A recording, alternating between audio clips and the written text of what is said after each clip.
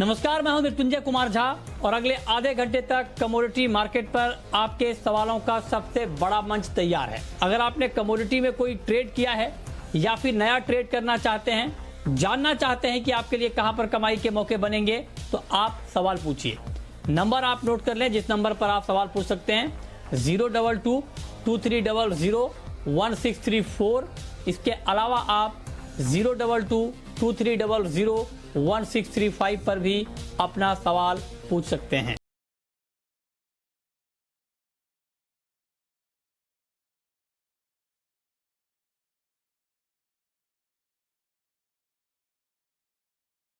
हमारे साथ तीन खास मेहमान जुड़े हैं कमोडिटी मार्केट पर बातचीत करने के लिए और आपके सवालों के जवाब देने के लिए। हमारे साथ हैं सुनंद सुब्रमण्यम, चॉइस ब्रोकिंग के।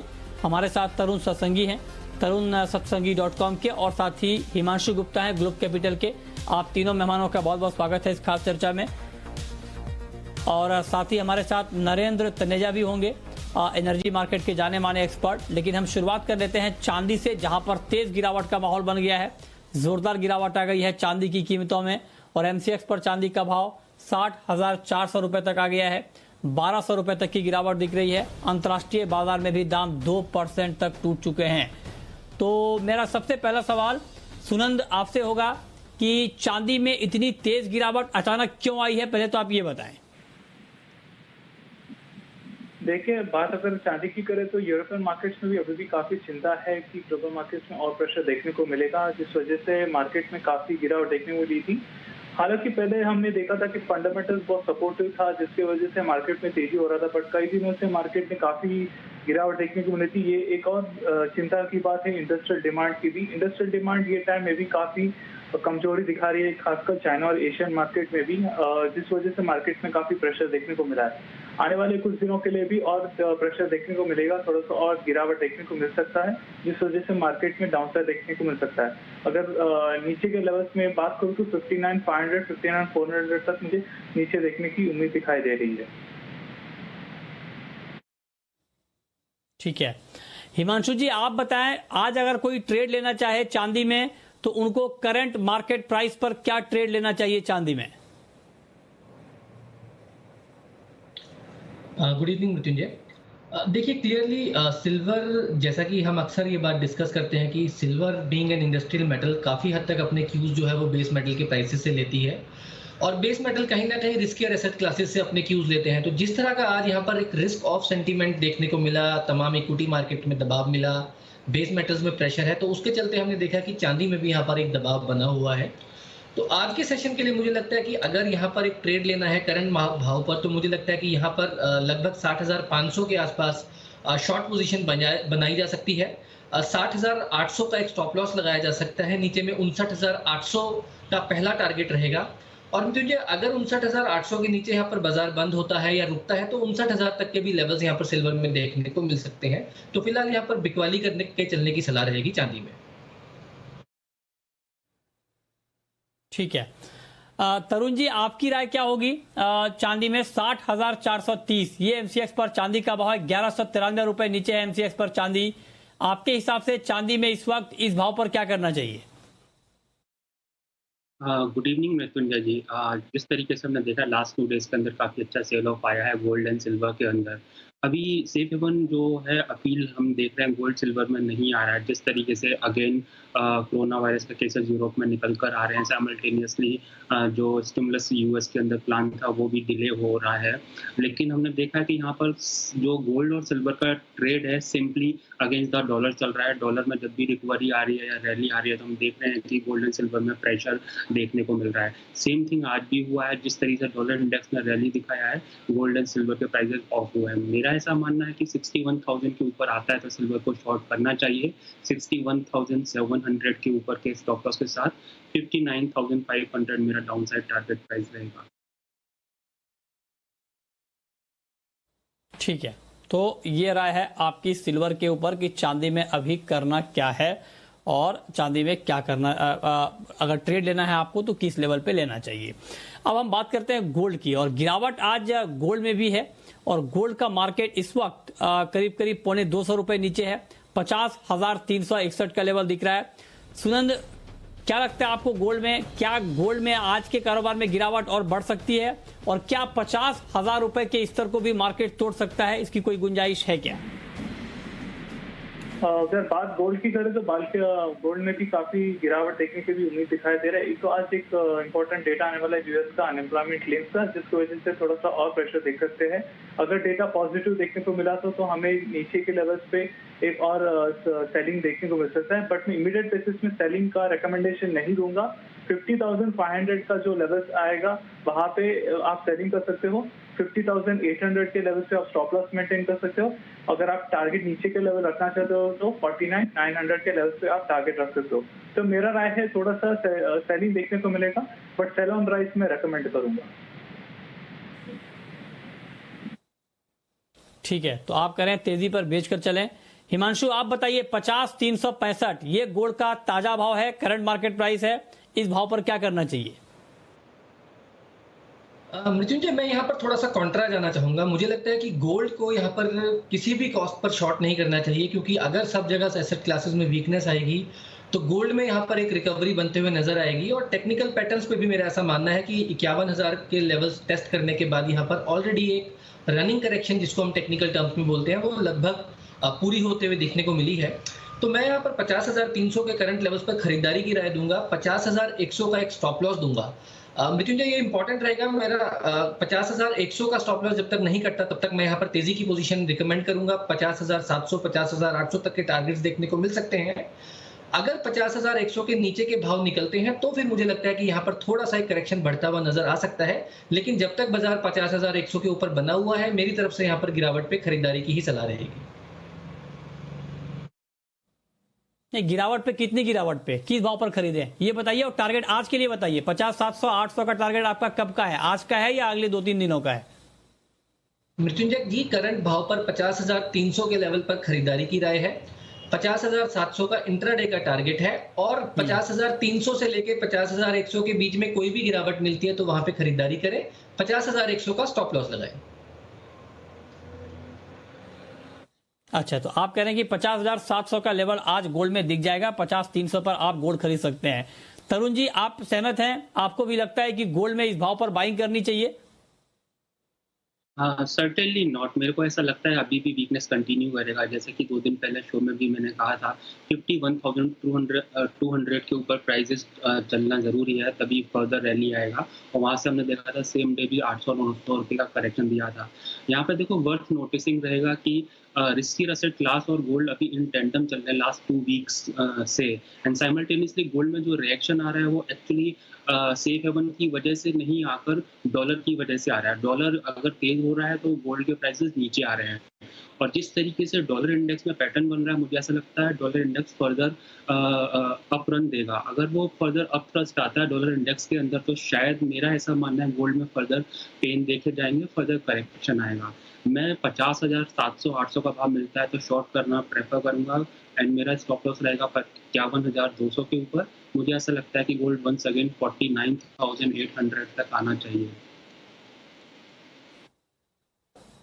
नहीं, तो अगर आप 50,700-800 पे सेल कॉल दे रहे हैं तो फिर तो ठीक है ना। हिमांशु भी तो यही कह रहे हैं कि 50,700 तक गोल्ड जा सकता है, तो मतलब इसमें कोई कंफ्यूजन नहीं है। मतलब ये है कि आपके लिए दोनों तरफ का ट्रेड बन सकता है। अगर हिमांशु को आप फॉलो करें तो आप अभी बाई कर सकते हैं 50,300 पे। 50,700 का जब टारगेट दिख जाए तब वहां पर आप शॉर्ट कर सकते हैं, जो बात तरुण जी कह रहे हैं, और उसके बाद दाम यहां पर नीचे आ सकते हैं। तो दोनों तरह का ट्रेड आपके लिए है, तो जो भी आपको ठीक लगे उसमें आप ट्रेड कर सकते हैं स्टॉप लॉस के साथ। लेकिन जो भी आप ट्रेड करिए ये आपके लिए ठीक रहेगा गोल्ड में, लेकिन स्टॉप लॉस जरूर लगाएं।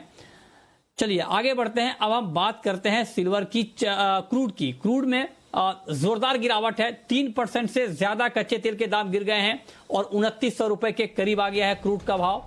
और क्रूड की जो ताजा गिरावट है, इसके पीछे सबसे बड़ी वजह यह है कि ग्लोबल मार्केट से एक बार फिर से खबर आई है कि दुनिया में कोरोना के आंकड़ों को लेकर चिंता बढ़ गई है, और पिछले 24 घंटे में रिकॉर्ड मामले आए हैं कोरोना के। और यही वजह है कि यूरोप के कई देशों में अब कोरोना को लेकर सख्ती बढ़ रही है। कहीं पर लॉकडाउन लग गया है तो कहीं पर हेल्थ इमरजेंसी का ऐलान कर दिया गया है। लंदन में भी लॉकडाउन की खबरें आ रही हैं। तो तमाम तरह के डेवलपमेंट हो रहे हैं और लिहाजा जब कोरोना के मामले बढ़ते हैं तो क्रूड की डिमांड घटने की आशंका बढ़ जाती है। ये बताने के लिए हमारे साथ नरेंद्र तनेजा हैं, जाने माने एनर्जी एक्सपर्ट। सर बहुत बहुत स्वागत है आपका। तनेजा जी, क्या ये माना जाए कि क्रूड में एक बार फिर से गिरावट और बढ़ सकती है? देखिए, जिस तरह की खबरें हैं, खासतौर से जो सेकंड वेव की बात हम सुन रहे हैं यूरोप के अंदर, भारत में भी कहा जा रहा है, अब सर्दी का मौसम शुरू हो रहा है, खासतौर से उत्तर भारत में, तो उस पर भी भारत का भी असर पड़ सकता है। ऐसी तमाम समाचार जो तमाम नॉर्दर्न हेमिस्फीयर है वहां से निकल के आ रही हैं। अब हालांकि हम ये सब जानते हैं कि तेल की कीमतें आज जहां हैं उनको वहां तक पहुंचाने में भी रूस ने, ओपेक ने बहुत बड़ी भूमिका अदा करी थी, लेकिन इसके बावजूद जो है रूस की अर्थव्यवस्था परेशानी में है, सऊदी अरब की अर्थव्यवस्था परेशानी में है, और उनकी बहुत कोशिश के बावजूद कीमतें ऊपर नहीं जा पाई। इससे मेरा ये मानना है, पहली बात कि जहां आज कीमत आज भी है 3% कम होने के बाद भी, तो सऊदी अरब, रूस जो है उनको बाजार का शुक्रगुजार होना चाहिए कि इतनी कीमत भी है। अगर डिमांड सप्लाई के फंडामेंटल पे ही खाली चला जाए और कोई किसी तरह का पॉलिटिकल इंटरवेंशन सऊदी अरब और रूस की तरफ से ना हो तो कीमत तो $35 से ऊपर होने का प्रश्न ही नहीं उठता। लेकिन आज भी जहां कीमत है, इसलिए क्योंकि ये प्रोडक्शन कट, मार्केट सेंटिमेंट्स को ऊपर करने की कोशिश, इसकी वजह है कि कीमत यहाँ पे इतनी चल रही है। और मुझे ऐसा लगता है कि हमको एक हफ्ता इंतजार और करके ये देखना होगा कि जो सेकंड वेव है इसका कितना असर वास्तव में अर्थव्यवस्था पे पड़ता है।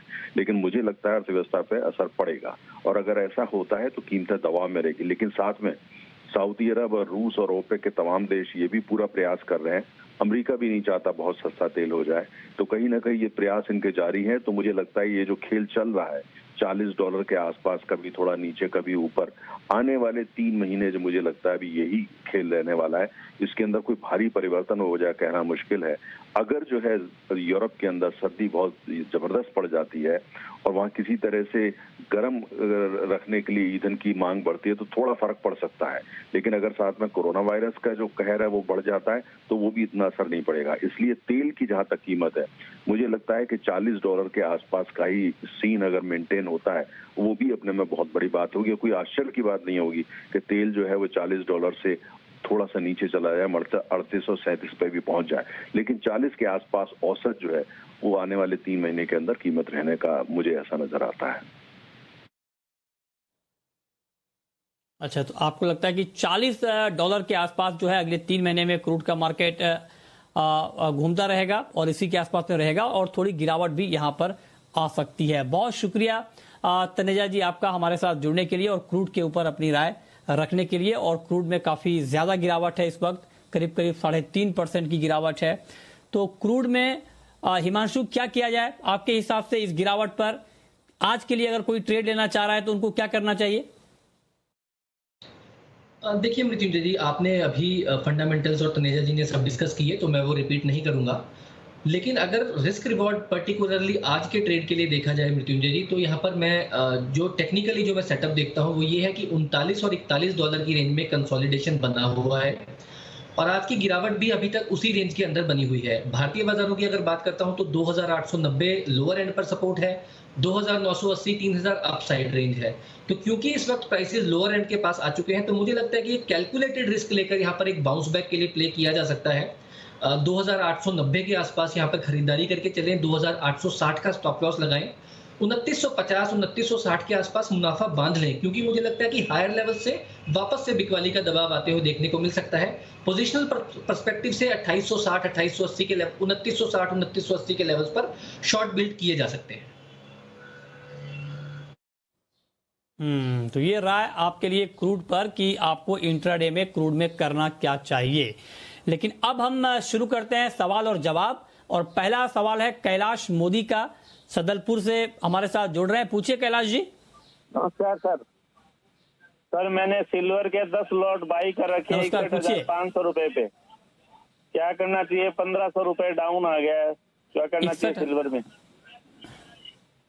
हाँ बताइए तरुण जी, क्या करना चाहिए? 61,500 पर इन्होंने बाइंग की है सिल्वर में और भाव नीचे आ गया है, क्या करना चाहिए इनको?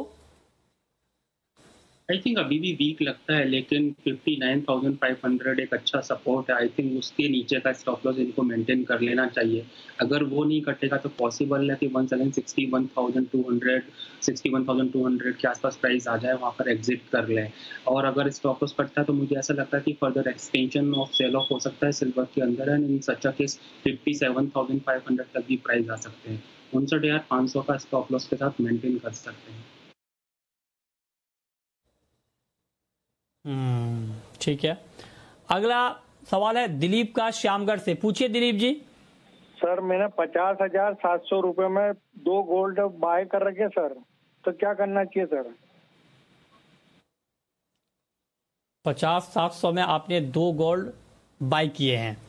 बड़ा अच्छा सवाल आपने पूछा है। और हिमांशु आप बताइए कि आपने टारगेट दिया है 50,700 रुपए के आसपास का और उसी लेवल पे इनकी बाइंग है। तो अब आप ये बताइए कि अगर मान लीजिए आपका लेवल आ जाता है आज 50,700 पे, तो क्या तब इनको निकल जाना चाहिए एक बार अपना मतलब निकल जाए मार्केट से, एग्जिट कर जाएं, या तब भी रुके रहें, उसके बाद भी दाम बढ़ने की गुंजाइश बची रहेगी? क्या कहें, क्या सुझाव देंगे आप इन्हें?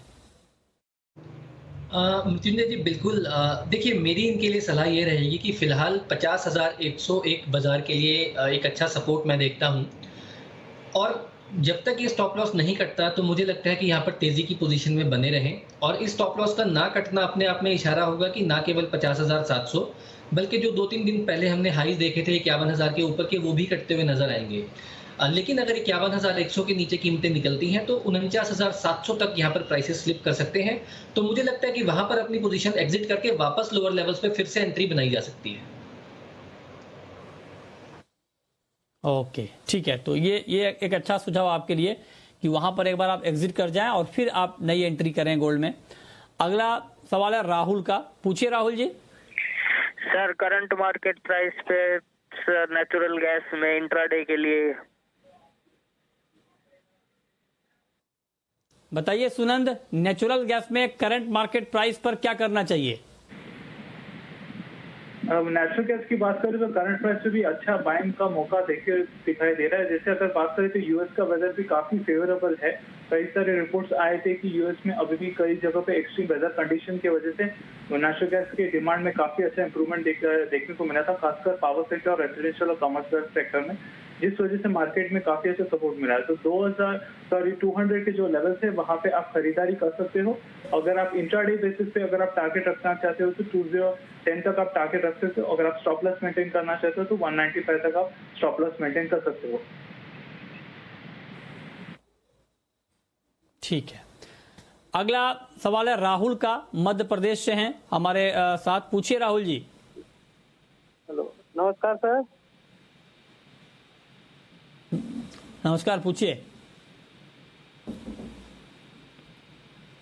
सर नेचुरल गैस पे सवाल पूछना था। नेचुरल गैस ऊपर तक कहाँ तक जाएगी और नीचे कहाँ तक जाएगी सर? अच्छा, नेचुरल गैस पर आप भी जानना चाहते हैं। तरुण जी बताइए, आपके हिसाब से नेचुरल गैस में क्या लेवल आगे हम देखेंगे? जैसा कि अभी सुमन जी ने बोला, मेरा भी आई थिंक सेम मोर और लेस सेम व्यू है। 201 के आसपास बाय किया जा सकता है। नेचुरल गैस जब तक 195 190 के नीचे डेली बेसिस पे क्लोज नहीं देगा, मेरा ऐसा मानना है कि जब 200 के आसपास आए बाय करना चाहिए। 215 220 के आसपास आए तो वहाँ पर एग्जिट कर लेना चाहिए। आई थिंक बाय किया जा सकता है। स्टॉप लॉस 195 के नीचे का प्लेस पर है, 215 के आसपास मिलता है प्राइस, हम प्रॉफिट बुक करें। ठीक है। अगला सवाल है इंद्रजीत का, गुजरात से हैं हमारे साथ। पूछिए इंद्रजीत जी। मैं पूछना चाहता हूँ, मैंने फिजिकल में सिल्वर 62,000 में बेचा है और उसके पहले 65 में बेचा है। अब मुझे सिल्वर खरीदना है। मैंने शुरुआत तो किया है, 59,700 में 5 किलो लिया है और 15 किलो लेना है। तो रुक के लूँ, थोड़ी थोड़ी करके लेता ही रहूं? आप तो सर ज्यादा जानते हैं, आपने इतनी अच्छी प्लानिंग की है, आपने अलग अलग लेवल पे लिए, आपने 15 किलो फिर ले लिए 59,500 पे, और आप तो मतलब जिस तरह से प्लानिंग कर रहे हैं सिल्वर खरीदने की, अच्छी प्लानिंग है आपकी। तो बताइए हिमांशु, कहाँ पर इनको फिर से चांदी में बाइंग करनी चाहिए? अगर लेना हो फिजिकल में तो किस भाव तक के लिए वेट करें या अभी ले लें जो भाव मिल रहा है? मृत्युंजय जी, एक जो हम अक्सर एक प्रॉब्लम फेस करते हैं फिजिकल मार्केट में, वो ये रहती है कि कभी भी पूरी तरह से प्राइसेस जो हैं वो वायदा बाजारों से पूरी तरह से यहाँ पर जो है हम कहते हैं कि तालमेल कई बार यहाँ पर नहीं देखने को मिलता। तो इनके लिए मेरी सलाह रहेगी कि रेगुलर इंटरवल्स पे कभी भी थोड़ी बहुत गिरावट देखने को मिलती है तो वहां पर अपनी फिजिकल खरीदारी जारी रखें। जैसे आज एक अच्छा दिन है, ऑलरेडी सिल्वर अगर देखा तो 1400-1500 रुपए नीचे है, तो मुझे लगता है कि आज के दिन ऐसे दिनों में यहाँ पर खरीदारी करें और रेगुलर इस पर एक स्टैगर्ड वे में यहाँ पर खरीदारी चलें। फ्यूचर्स में जैसे कि अभी तरुण जी ने भी बताया कि 59,000 तक का स्कोप है सिल्वर में, फ्यूचर्स मार्केट में लेवल्स वहां तक आ सकते हैं। लेकिन फ्यूचर मार्केट का और स्पॉट मार्केट का कई बार हम देखते हैं कि जो तालमेल है वो पूरी एक तरह से नहीं बैठता, तो इसके चलते एक स्टैगर्ड वे में खरीदारी की सलाह रहेगी मेरी। तो ये राय आपकी है चांदी के ऊपर कि चांदी में किस भाव पर खरीदारी करनी चाहिए। और इस वक्त जब आप चांदी के ऊपर बता रहे हैं तो गिरावट भी बढ़ रही है, 1400 रुपए से ज्यादा चांदी का भाव गिर चुका है। और कुछ देर पहले चांदी ने 60,000 से नीचे का भी लेवल दिखाया, 59,870 ये चांदी का आज का लो है अब तक का। और अभी चांदी का भाव 1400 रुपए से ज्यादा नीचे ट्रेड कर रहा है। अगला सवाल है लवली का, पंजाब से हैं, पूछिए। सर 2970 में मैंने क्रूड लिया था, अब उसकी पोजीशन बहुत डाउन आ चुकी है, 5 यूनिट उठाया था मैंने, अब इसकी क्या पोजीशन है जी, कल की या आज की क्या बनेगा? बताइए तरुण जी। 2970 पर इनका ट्रेड है क्रूड में। इन्होंने बाय किया हुआ है। हाँ, बाइंग है इनकी। ओके। आई थिंक इनका जो ट्रेड है actually against the market trend है। तो जैसा कि अभी हिमांशु जी ने बोला था कि सेटअप साइड बेस बने हुए हैं, $38.50 से $41.50 के बीच में प्राइस मूव कर रहे हैं इंटरनेशनल मार्केट में। डोमेस्टिक मार्केट की बात करते हैं तो 2850 से 3040 का एक रेंज बना हुआ है। बट मुझे ऐसा लगता है जिस तरीके से second wave of corona virus Europe में तेजी से गहरा रहा है, कहीं ना कहीं वहाँ पे हमने देखा लास्ट 1 वीक से 10 डेज के अंदर डिमांड कंसर्न है। और अगर लॉकडाउन होता है तो हो सकता है कि फर्दर डिमांड इरोड हो फॉर अ शॉर्टर टर्म। तो इसके चलते मुझे ऐसा लगता है कि 2850 डाउन साइड में ऑयल के प्राइस देखे जाने चाहिए। सलाह दूंगा 2940-50 के आसपास अगर मिलता है तो बाइंग से एग्जिट करके शॉर्ट बना लें, इनका लॉस भी कवर होगा और at the end of the day कुछ प्रॉफिट भी इनको आएगा।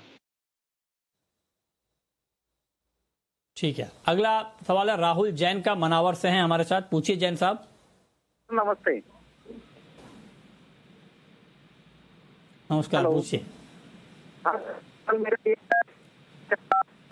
जी पूछे। हाँ, क्या सवाल है आपका? 50 जाएगी 50,000 के अंदर। आपकी आवाज कट रही है। चांदी, लेकिन आप जानना चाह रहे हैं कि 50,000 तक कब तक चांदी का भाव आ सकता है, इसकी कोई संभावना दिख रही है क्या आपको सुनंद? देखिए, अगर चांदी की बात करें तो ये तब भी पॉसिबल होगा अगर एक फिर से एक लॉन्ग लिक्विडेशन वाला सिचुएशन हमें देखने को मिलेगा, जो हम लोग ने मार्च मंथ में देखा था, जहाँ पे डॉलर इंडेक्स में काफी अपसाइड मूवमेंट देखा था और बुलियन और एनर्जी मार्केट में बहुत डाउनसाइड मूवमेंट देखना था। तो अगर एक ऐसा सिचुएशन अगर सेकेंड वेव ऑफ कोविड-19 में देखने को मिला जहाँ पे इंडस्ट्रियल डिमांड कंप्लीटली डाउन हो चुका, तभी देखने को मिलेगा। पर नियर टर्म में 59,500 पर ही दिख रहा है। अगर ऐसा सिचुएशन कंटिन्यू होता गया तो 55,000 तक देखने को मिल सकता है। 50,000 का अभी का इमीडिएट बेसिस पे नहीं दिखाई दे रहा है। ठीक है, ओके। और अब वक्त है रैपिड फायर राउंड का।